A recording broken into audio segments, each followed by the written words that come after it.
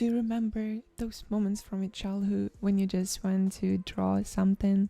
You didn't even think what you're gonna draw, but you just drew something. And now we try to go back to our creative sides, try to not to force ourselves, but sometimes we have to. And sometimes it's called artblock, right?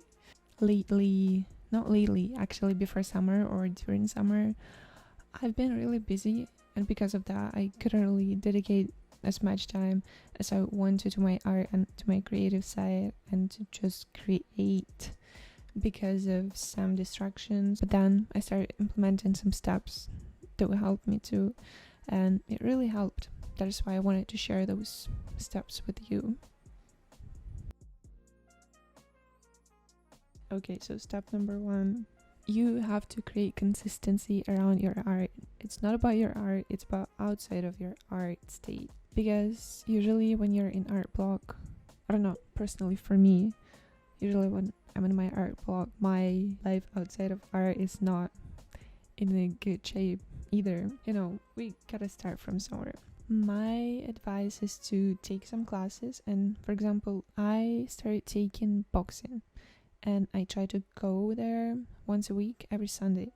That is why every week I know that I gotta go to this boxing class every Sunday at 10 a.m. and I cannot skip, because if I skip, there's gonna be a change in my trust myself. That is why taking classes is really good. For example, you can start with one class, and then if you like it, you can add some more classes during the week. If you don't want to travel to classes, you can just take some classes online and do it from home. For example, even watch some YouTube videos about sports at least once a week. You can do something specific as for sports. When we create consistency outside of art, we get the clock running like inside of us. It just wakes up and it knows that there's a sort of consistency starting to pop up. When there's consistency in one area of your life, the other areas of your life get to the place where they also require some kind of consistency. The next step is going to be about passive learning. You could start passive learning because you technically don't have to do anything and you just consume the knowledge. If you're into, for example, digital arts or music, you could start taking some courses or just watching some tutorials on YouTube or some other platforms about social media and marketing. You will still need it because in this world, we gotta promote everything. The third step is about choosing your easy art. You have to choose your easy form of your kind of art and then just start with this one. Because when you know that it's easy, it's easier to do this and it's easier to start doing that. And when you start doing your easy form of art, it's way easier to go into the harder form of art. As for me, the easiest form of art, I would say, is going to be when I have a photo and I just add some graphics on top of the photo. And then this is the easiest form of art that I can do, and I can post it on Instagram or TikTok, you know, in those posts where you can scroll through posts. It really helps to start from something so that you know that you started and now your brain kind of starts working, creating more ideas. Let's imagine that you started doing all the steps that I've previously mentioned, and now that you can do some easiest forms of art, you have some content. Why not post it? That is why we're going to start from the form of content to post that requires the least amount of time to prepare and to post. Now that you have the results of the easiest form of art, you can start posting them. You just start from one post a week. You're going to choose one day and just post every day. That is how you get into the routine of creating. And then as you go, you're gonna just add the dates and the difficulty of your artwork, and everything is going to just flow. I would say it's not a step. You can do this overall. You can attend local events, art related, even if it's not your field. For instance, I specialize mostly in digital design, animations, music videos, I would say.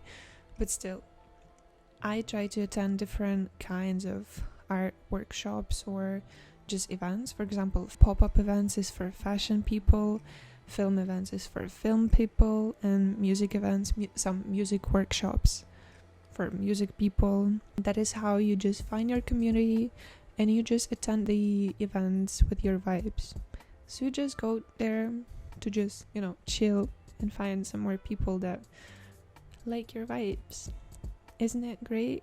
And you just get inspired because after all of those events, you come home and you be like, oh my goodness, as it occurs, there are so many creative people in the world, and why not to be creative too? So you get inspired by those people and you feel more empowered and you have more energy to create your own stuff because you want to be one of them, right? So the last point is to set goals with your art. You have to identify why you create, technically. For some it might be for, I don't even know. I don't know about others. I can only say something that's true about myself, right?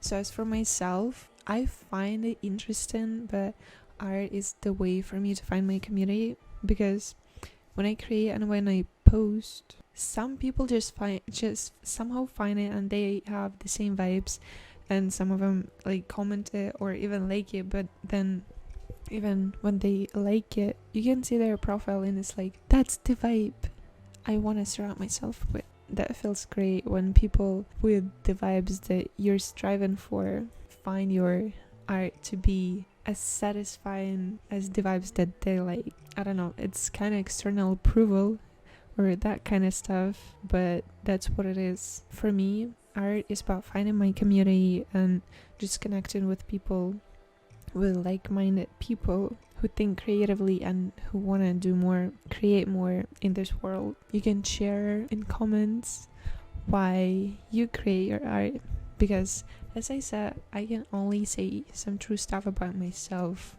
and I don't know about you.